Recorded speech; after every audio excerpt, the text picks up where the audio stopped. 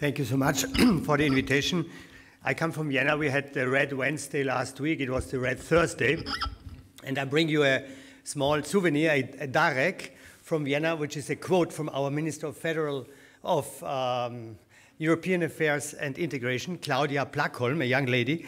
And she, in this beautiful event in Vienna, she said in front of 1,000 people, if being a Christian is more criticized than persecuted Christians, then something is wrong in the European debate. Yeah? If being a Christian creates more criticism in the media than the persecution, then something is wrong.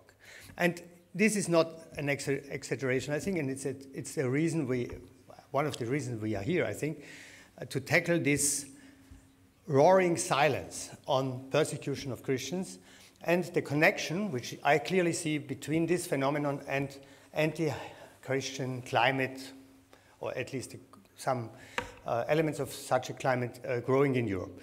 So my topic tries to bridge those two forms of persecution. Obviously, Europe has another substantial, we could say we should not call this persecution, but in the title it is because Pope Francis once said that there is such a thing as a polite persecution with hand gloves, which is hidden, yeah?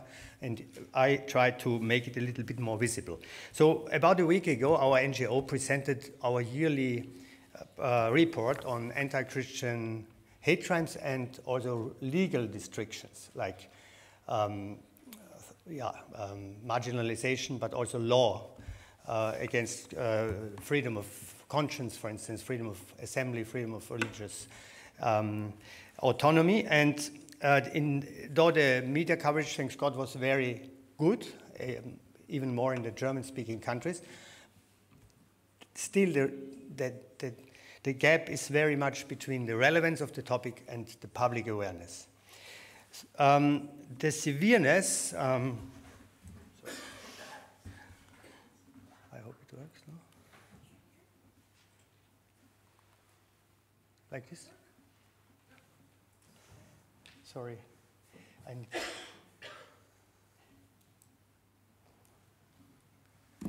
So the severeness of violent attacks on Christian places on worship, also against individuals, has been growing a lot in the last years.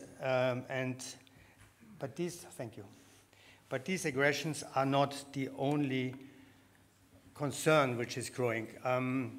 I quote an open letter of the European churches before the last European elections. We distinctly noticed that a large proportion of citizens who confidently look at the European future through the prism of Christian values now feel marginalized, as they do not have the opportunity to express their positions and opinions in an autonomous and distinct way. So I quote this letter because I want to underline and to confirm what José Luis Bazan said, because some of his facts and figures are so shocking that you might think this is maybe exaggerated. But the problem is that the media bias leads into underreporting in many, many regards. Yeah, I can really, I'm a historian and I used to research, and our organization is not a lobbyist organization. We don't do advocacy, we do research. And I can confirm you this media bias. So today I will look into two phenomena shortly, the anti-Christian hate crimes and the marginalization which is happening or is caused through legal restrictions. To the microphone. Speak to the microphone. Sorry. Okay. So Masaryk spoke without microphone, but he had a better voice than me. So this is one of the figures of our report. You can figure out that we have a documentation of different countries, and we have to admit that many countries have not really a good working police statistics.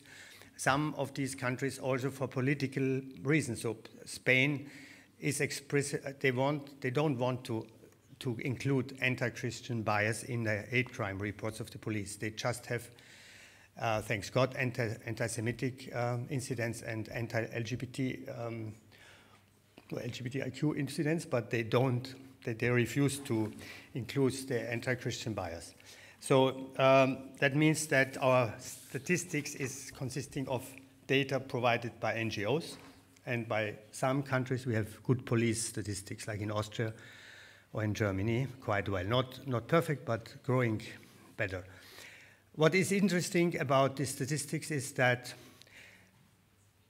depending on the country, there's a big amount of percentage which is not just hate crimes against churches, like vandalism, but personal attacks against personalities, like priests or just people who seem to be or are Christians. Yeah? It happened last year that in Berlin a man was just beaten down and seriously injured because he said that he is Christian and had a crucifix. What is about the personal attacks, also that many of those victims don't go to the police because, or if they go to the police, they don't mention that they are Christian. They just tell that they are injured or threatened, and therefore we have a big dark number of cases which we don't know about it exactly. So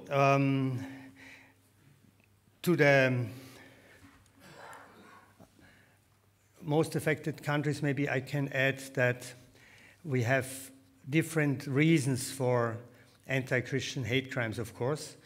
Though we don't know everything, we can see that in France we have this sad coalition between radical secularism and Islamistic attacks, like motivated anti-Christian attacks, like anti-Semitic attacks, of course, caused by Islamistic immigrants. Yeah. And this is a huge number also of churches which are suffering arson attacks. Yeah, there's nearly every week 2 or 3 arson attacks against churches in France. And before Notre Dame was affected by the arson, it was no really public awareness in the Western media. It was before only some small Christian media in France covered this topic. Yeah. So now you have another interesting thing. Many people think that discrimination is against minorities. But actually it's not true. I mean, it's possible that a majority also suffers from marginalization or hate crimes. And in Poland this is the case, and I just wanted to add this because this is a very big survey. 1,000 priests were interrogated, and half of them experienced severe aggressions against their person. And the interesting thing is the police statistic in Poland, which is sent to the OSCE for the hate crime report, only has 1 case. Yeah, so you see how this works.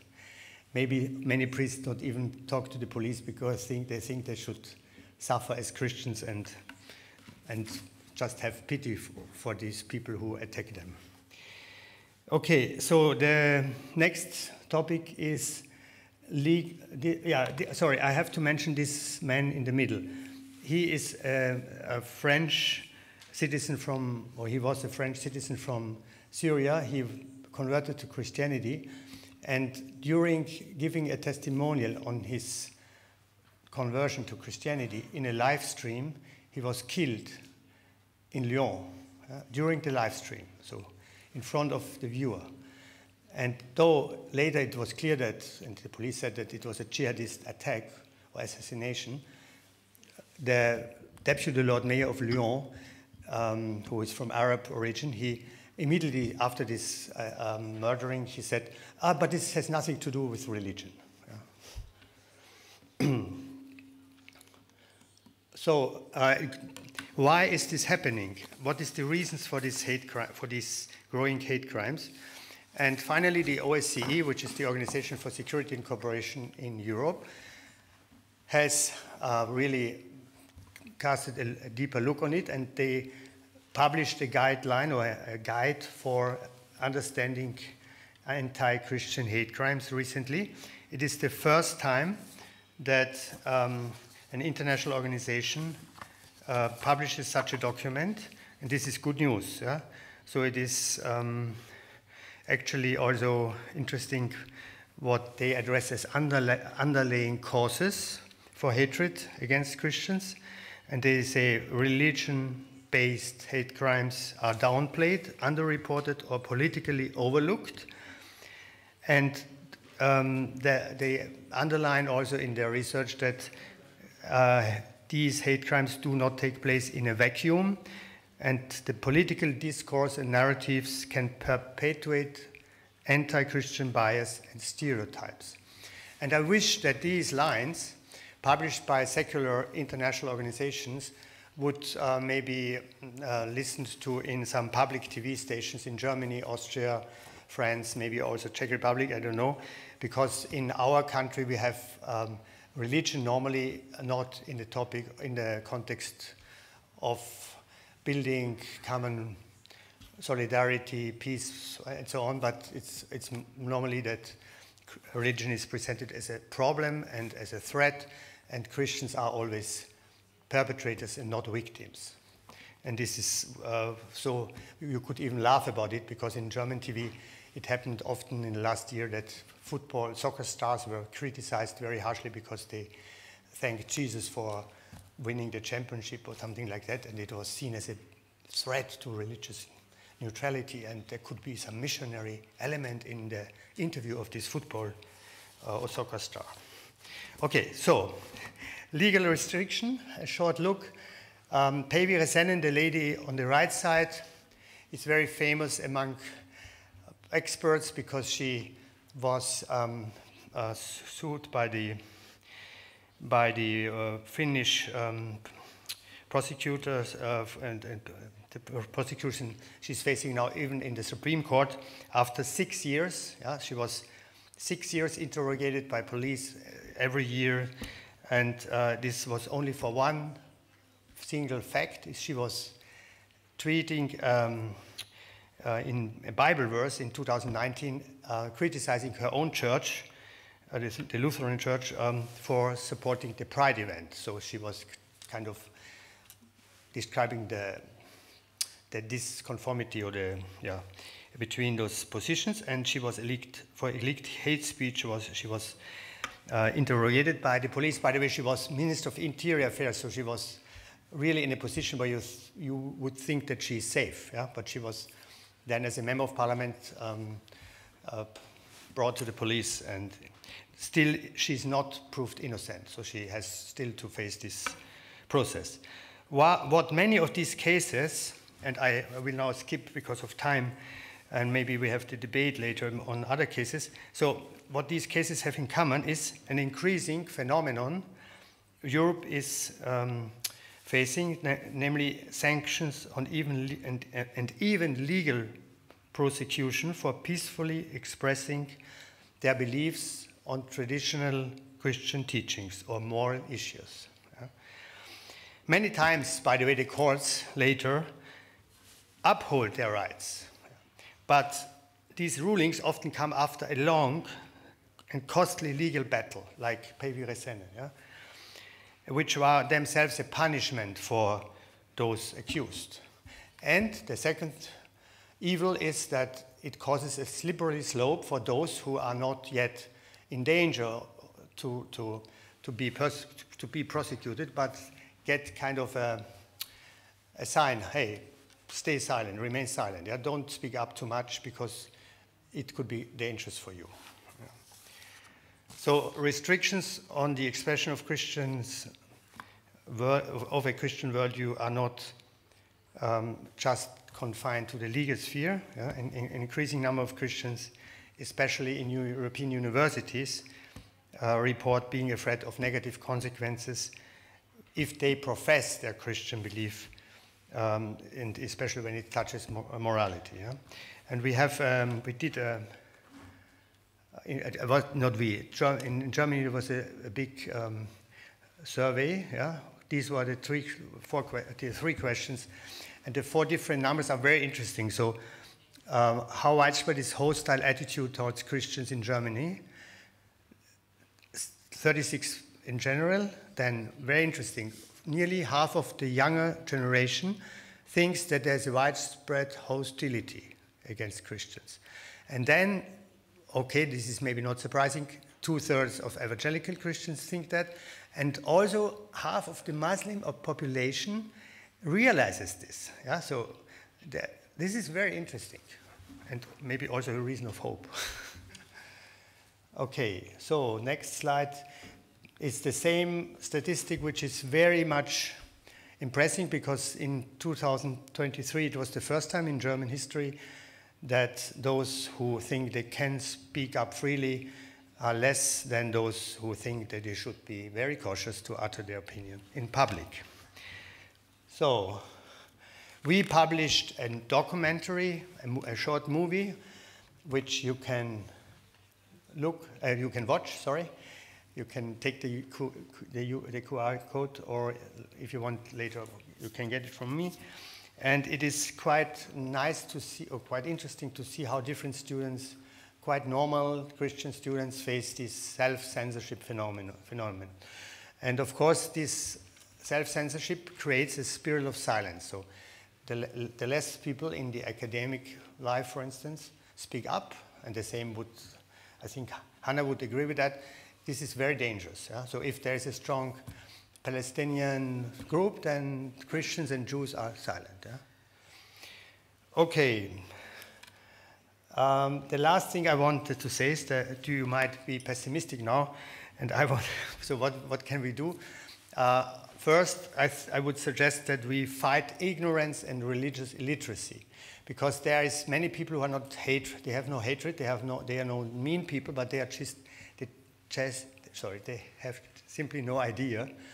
And you see that in civil servants' attitude, for instance, when they talk to refugees from Syria who are Christians, then they don't even know that there is a big difference between a Christian from Syria and a Muslim from Syria regarding persecution. Yeah? So the second thing is show the media bias. Please show the media bias. When in Nigeria we had 300 murders, people killed in 2 or 3 days last May, the ZDF, the public TV in Germany, they made a short report, and then they said, yeah, the main reason is the climate change, because agricultural problems in Nigeria lead that farmers have no harvest, and then they kill other farmers.